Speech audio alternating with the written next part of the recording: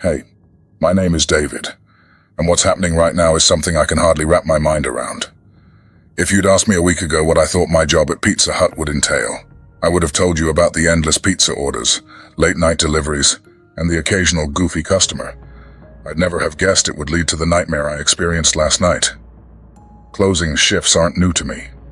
I've been working at this Pizza Hut for over a year, and I've grown accustomed to the quiet solitude after the last customer leaves and the doors lock behind me.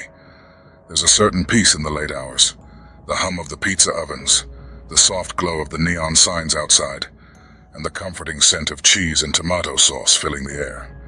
But last night something shifted. It started with the usual close-up routine. I finished cleaning the dining area, put away the last of the ingredients, and settled into my little corner by the register, where I could watch the empty parking lot. I was about to turn on my phone and scroll through some memes when I noticed something. A shadow darted across the parking lot. It was quick and fleeting, just enough to catch my eye, but not enough for me to discern what it was. I shrugged it off, thinking it was probably just a raccoon or some stray cat. This late at night, who wouldn't want to scavenge around for a leftover slice? I turned my attention back to my phone.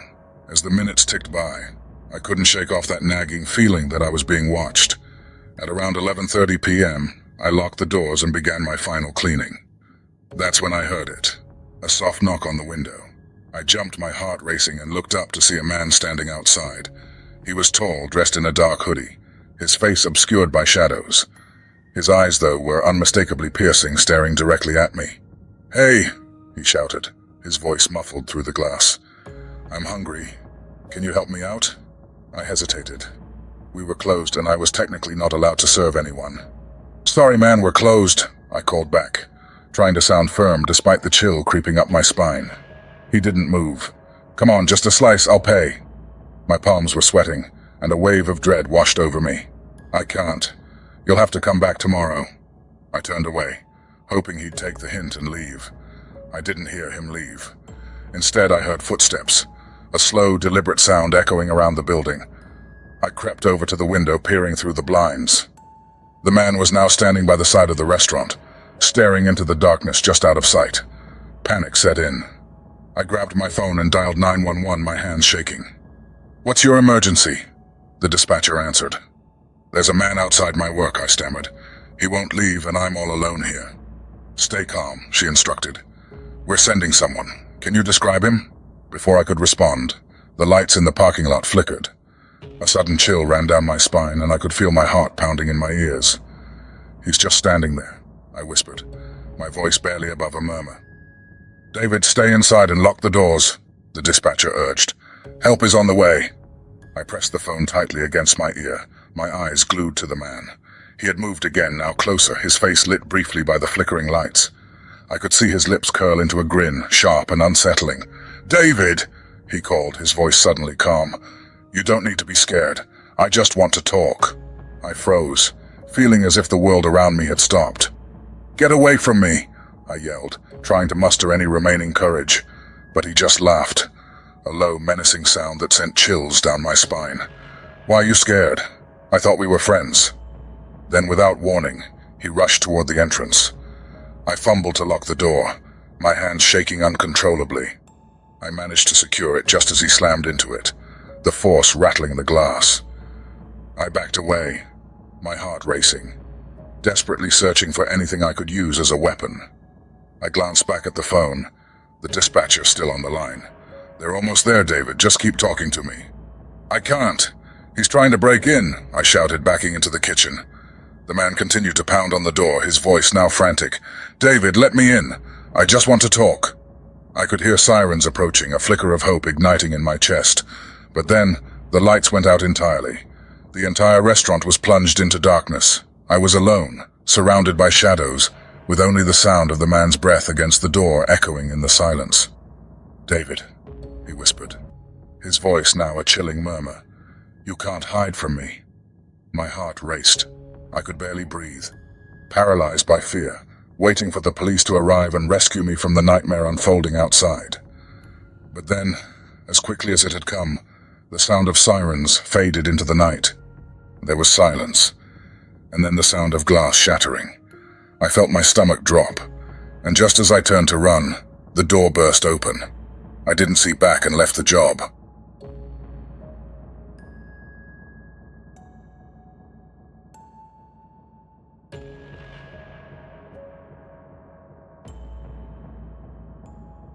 Hey, my name is Lucas, and what's happening is something I wish I could forget. I worked the night shift at a grocery store, and let me tell you, it wasn't just the hours that gave me the creeps. One particular night, an encounter turned my mundane job into a nightmare that still haunts me. The store closed at midnight, leaving us with just a few customers to serve. On this particular night, I was alone in the checkout lane, the fluorescent lights flickering above, casting eerie shadows. My manager had left early, and the only other employee, Sarah, was busy stocking shelves, looking just as bored as I was. As the clock approached 11, a customer entered. He was tall, dressed in a dark hoodie that obscured his face. I couldn't shake the feeling that something was off. As he approached my lane, he didn't even glance at the shelves, moving straight toward me, his eyes glued to the floor. "Hey there, just the usual tonight?" I asked, forcing a smile. He didn't respond. Instead, he placed a single item on the conveyor belt, a can of beans. Nothing unusual, but his anxious glances around the store made my instincts scream. I quickly scanned the aisles, but they were empty, save for Sarah, who was stacking items nearby. I finished scanning the can and bagged it, stealing another look at him. He was still staring at the floor, hands shoved deep into his pockets. That's when I noticed the faint, but unmistakable smell of something rotten wafting from his direction, curling around me like a dark fog. Sir, do you need anything else?" I asked, trying to lighten the mood. He lifted his head, and I nearly dropped the bag. His eyes were sunken, dark circles framing them like a grotesque painting. They seemed to bore into my soul, a mix of anger and desperation that made my skin crawl. "No, just the beans," he stammered, his voice barely a whisper. I hurried to finish the transaction. "That'll be $1.99, I said, my voice trembling slightly.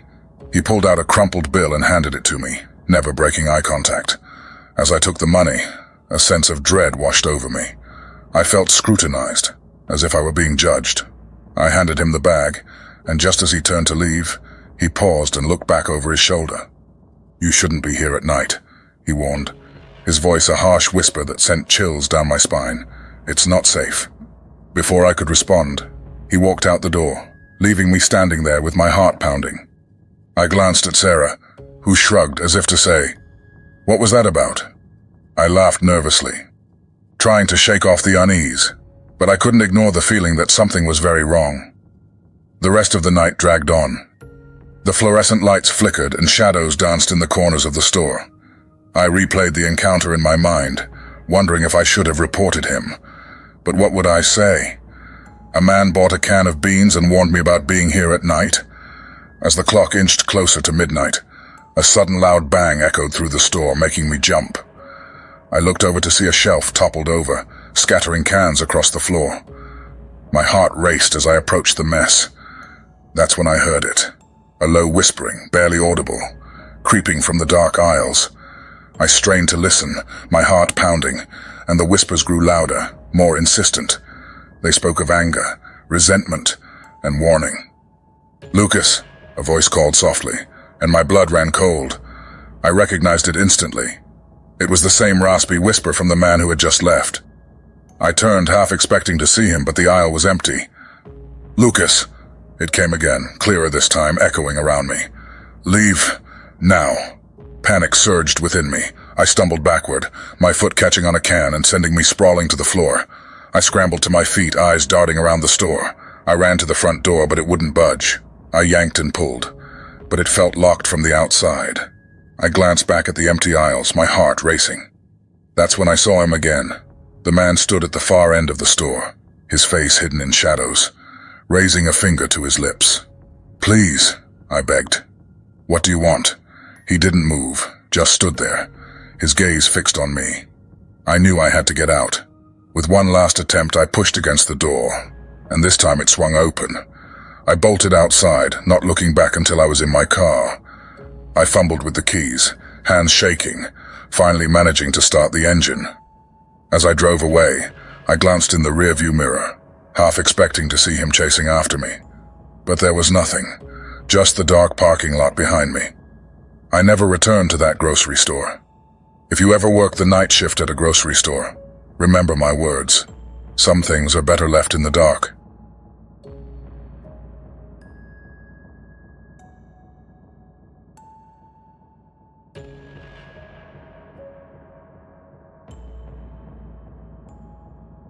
Hey, my name is Owen, and what's happening might keep you up at night. I started working the night shift for my local airport about 6 months ago. I thought it'd be just another boring job, but what I encountered changed everything. It all began on a chilly Tuesday night in November. The airport was eerily quiet, save for the hum of the fluorescent lights and the distant rumble of a jet engine. As a ramp agent, my job involved overseeing baggage loading and unloading, and ensuring the safety of arriving and departing flights. It was monotonous work, mostly spent pacing the tarmac, but it paid well, and I was grateful for the income. One night, while I was checking in on a delayed flight, I noticed a small private jet parked off to the side of the runway. The plane was older, a bit dusty, and had no visible markings. Curiosity piqued. I approached it, expecting it to be an aircraft waiting for its next flight, but the closer I got, the more unsettling it felt. There were no lights on inside, and the engines were cold, as if it hadn't been used in weeks. Suddenly I heard a soft sound, a low whimper coming from the plane. I paused, heart racing, but I couldn't just walk away. I stepped closer, straining to hear. The sound grew louder, a desperate cry muffled by the metal exterior of the aircraft. I looked around. The airport was deserted, and the nearest crew member was miles away. I had to see what was happening. I grabbed my flashlight and approached the door of the jet. It was slightly ajar. Pushing it open, I was hit by a wave of stale air. Inside, the cabin was dark, illuminated only by my flickering light. My heart pounded as I stepped in, the whimpering growing louder. I swept the beam across the seats, revealing empty rows and a few discarded items. A tattered jacket, a dirty backpack, but no person. "Hello?" I called out, my voice shaking. "Is anyone there?" The whimpering stopped. Silence enveloped me like a thick fog, and I felt an overwhelming chill run down my spine. Just as I was about to turn and leave, I heard it again, a faint, trembling voice, barely above a whisper, saying, "Help me." My stomach twisted. I turned the flashlight toward the source of the voice, and my breath caught in my throat. There, huddled in the corner of the cabin, was a girl no older than 16. She had dirt-streaked cheeks, and her eyes were wide with fear. "Please, don't leave me," she begged, her voice cracking. "They'll come back." "Who will?" I asked, my mind racing. "What happened?" She shook her head violently, her long hair covering her face. "I can't tell you, they'll know." Panic surged through me. I should have called for help. I should have run, but I felt paralyzed. Instead, I stepped closer, lowering my voice. "You're safe now, I'll help you." She looked at me, desperation etched on her face. "You don't understand. They're always watching." Before I could respond, a loud bang echoed from outside, and the girl shrank back, her eyes filled with terror. I instinctively turned, flashlight beam slicing through the darkness, but I saw nothing, just the emptiness of the tarmac stretching out into the night. "Please," she whimpered. "You have to go. They're coming." I hesitated, torn between fear and the instinct to protect her. "I can't just leave you here. Go, now," she screamed, her voice piercing through the stillness. That broke the spell. I bolted from the plane, heart racing. I didn't stop until I was back in the safety of the terminal, gasping for breath. My coworkers stared at me, puzzled by my frantic appearance. "What's wrong?" one of them asked. "I saw a girl in a private jet," I stammered. "She needs help." They exchanged skeptical looks, and one of them scoffed. "Owen, it's probably just a prank. There's no one out there." But I knew what I saw. I couldn't shake the feeling that I had left her behind, that something terrible was about to happen. I tried to shake it off, but I couldn't forget the girl's face, or her terrified eyes.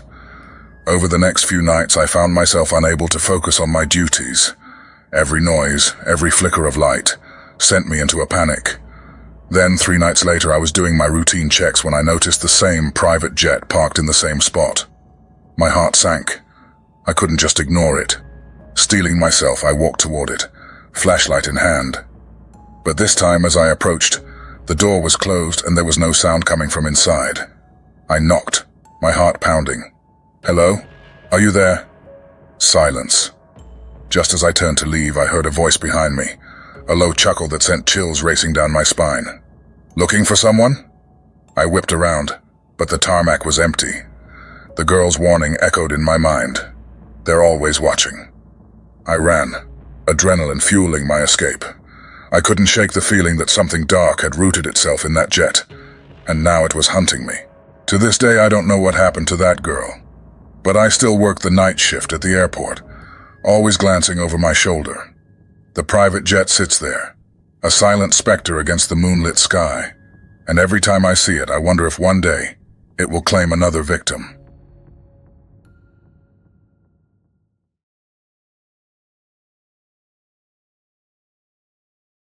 If you're craving more spine-chilling tales, join us for more haunting mysteries and horror stories. Don't forget to hit that subscribe button and turn on the notifications.